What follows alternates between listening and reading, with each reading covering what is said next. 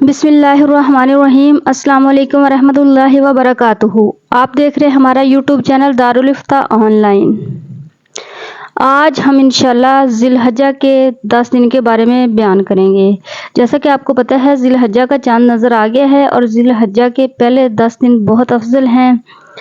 साल के 365 दिन होते हैं, लेकिन इनमें से 10 दिन ऐसे हैं जिनके बारे में नबी करीम सल्लल्लाहु अलैहि वसल्लम ने फरमाया कि अल्लाह के नज़दीक इन दिनों से ज़्यादा कोई दिन नहीं जिसमें नेक अमल करना ज़्यादा महबूब हो। ये हैं जिलहज्जा के पहले 10 दिन। आज जानेंगे ये दिन इतने अफजल क्यों हैं और हम क्या कर सकते हैं ताकि ये मौका हाथ से न जाने पाए। कुरान ने कसम खाई है। अल्लाह ताला ने सूरत फजर में फरमाया है, वल फजरिन वलयालिन अशर, फजर की कसम है और 10 रातों की कसम। मुफस्सिरीन का इत्तफाक है लयालिन अशर से मुराद जिलहज्जा के पहले 10 दिन हैं और 10 रातें हैं। अल्लाह जब किसी चीज़ की कसम खाते हैं तो इसकी अजमत और बढ़ जाती है।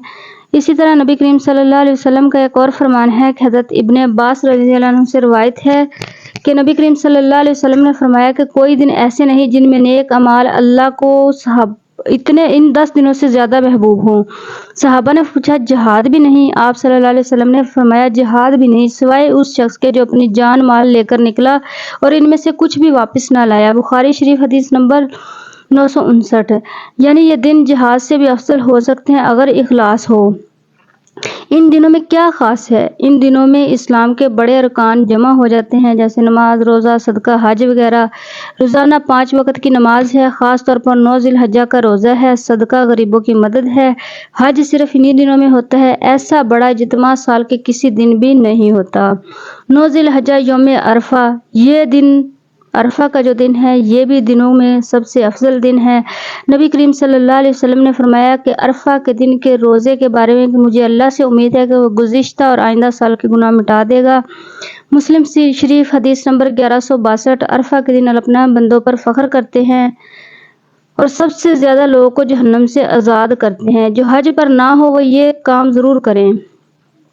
रोज़ा रखें, तकबीर तहलील कहें, कुरान की तिलावत करें, सदका करें, तौबा इस्तगफार करें, कुर्बानी करें।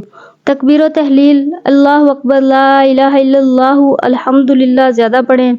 रोज़ा रखें। 1 से 9 जिलहज्जा तक के रोज़े रखने चाहिए। अगर ऐसा ना हो सके तो कम से कम 9 जिलहज्जा का रोज़ा ज़रूर रखना चाहिए। कुरान की तिलावत रोज़ाना 1 पारा पढ़ना चाहिए। सदका रोज़ाना कुछ ना कुछ देना चाहिए। तौबा इस्तगफार ये मग़फ़िरत के दिन हैं। कुर्बानी करनी चाहिए। अगर इस्तात हो तो 10 जिलहज्जा को कुर्बानी करें। ये 10 दिन दोबारा आएंगे, लेकिन हम होंगे या नहीं मालूम। मौका ज़ाया मत करो, नियत करो, प्लान बनाओ और अल्लाह से मदद मांगो। अल्लाह हमें इन दिनों का हक अदा करने वाला बनाए। आमीन। उम्मीद है कि आपको हमारी वीडियो समझ आ गई होगी। इस वीडियो को ज़्यादा से ज़्यादा शेयर करें, लाइक करें और कमेंट करें। हमारी अगली वीडियो किस मौजू पर होनी चाहिए हमें कमेंट में बता दें। जिसके बारे में ज़्यादा कमेंट होंगे इंशाल्लाह हम उसी पर वीडियो बनाएंगे। और इस वीडियो को सदका जारिया समझते हुए ज़्यादा से ज़्यादा शेयर करें। तब तक के लिए अल्लाह हाफिज़।